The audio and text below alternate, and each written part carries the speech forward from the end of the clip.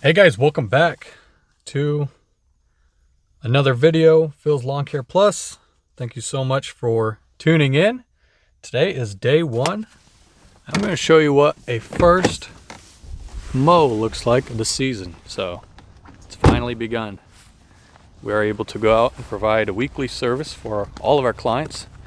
And you guys probably know this one. You might have seen some videos before on it. Doesn't look too bad. It's got a bunch of leaves on the lawn that will mulch up, and as you can see, the edges are still looking pretty nice. So yeah, not too bad. Not too bad at all.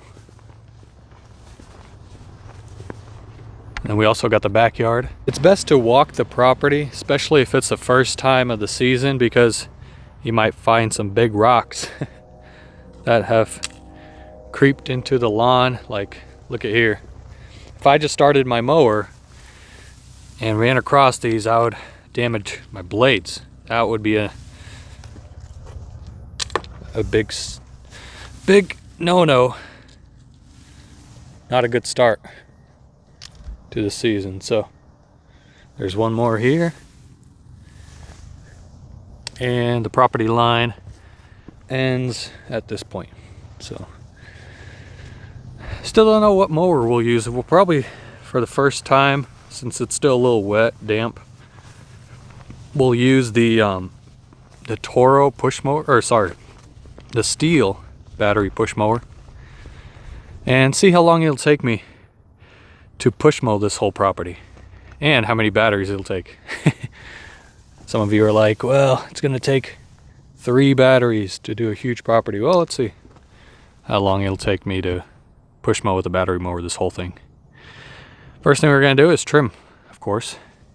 Got the KM 135R dry wrap installed on it. There it is. Throw a battery on it and start trimming.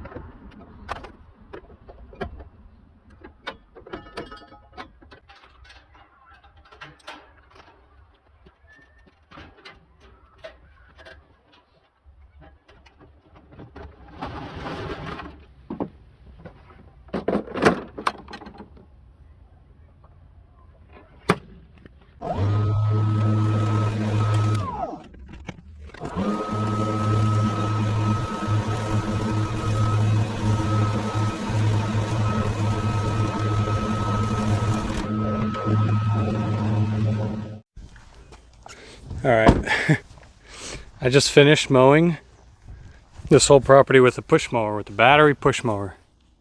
And this is one of my bigger residential properties. Never done that before. Always used the Exmark Stars, and man, that took forever. Never again. I've never push mowing this property. Oh man. Backyard's pretty big as well. You got a slope, so you got to be careful with the stand on Exmark. But we got 2 bars left, so we trimmed, we mowed, not eco mowed, and now we have to edge. So yeah, I'll explain to you at the end of the video what we're gonna do, our game plan for this property, because it is wet in the mornings all the time. No matter if you come at 8, 9, 10, it's usually wet. So we're gonna have to switch things up a bit. And when you put a big mower on there, it tends to leave those lines, not stripes, but like those tire marks. And also it ruts really easily. So we have a game plan figured out. I'll explain to you that at the end of the video.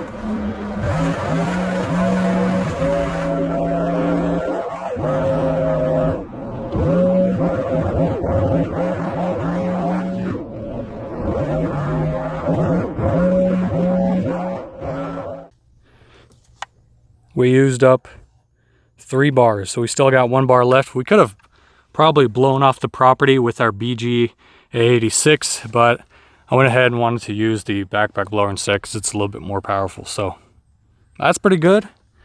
Hey, for my biggest property, you know, 3 bars on 1 battery, that's pretty good. I usually can get like 2 or 3 properties because the properties that I service are quite smaller than this one. But hey, you gotta charge those premium rates, right? And that's it, folks. So again, initial cuts, you're always gonna have like broken tree limbs. You know, you're gonna have to do a little bit extra. Like we got this broken tree limb here we're gonna take. Got a garbage can on my trailerless setup. Exactly what that's for. We got some kind of sod overgrowth here. Next time we show up, we're gonna mow with our Exmark Staris 36, and I do have an accelerator bagger for it. So the game plan is next week we'll show up. Oh, I gotta show you this. Well, let me finish before I forget. Next week we'll show up with the accelerator bagger and the Exmark and bag. I didn't expect this much overgrowth to be on these water covers and a fiber optic cable cover. I took my bladed edger. Look how much sod over. I always thought that the metal was the end.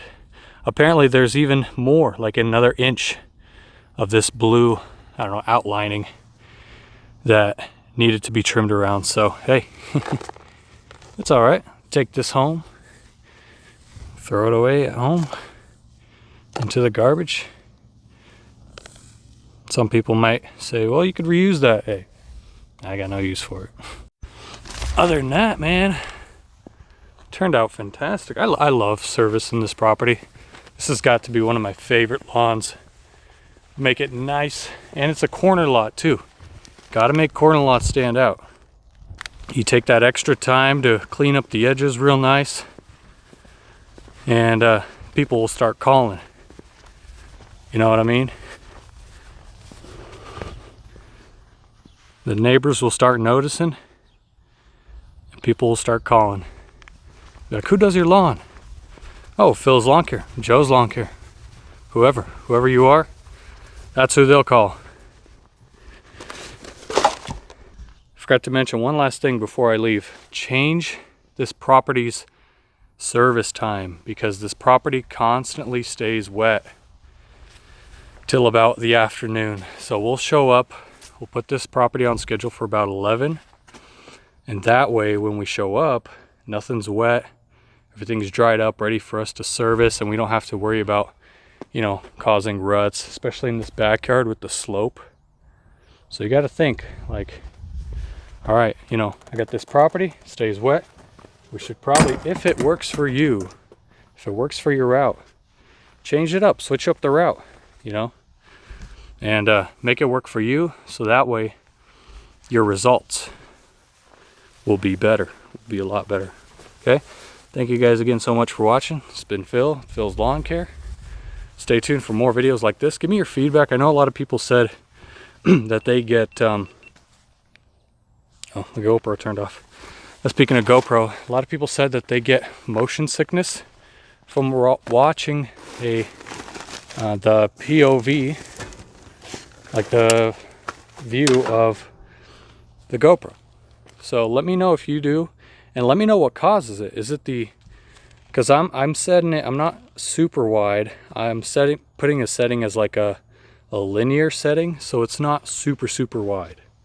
Trying to get as natural as possible, but again, with the GoPros, they have those wider lenses. So again, let me know in the comments down below.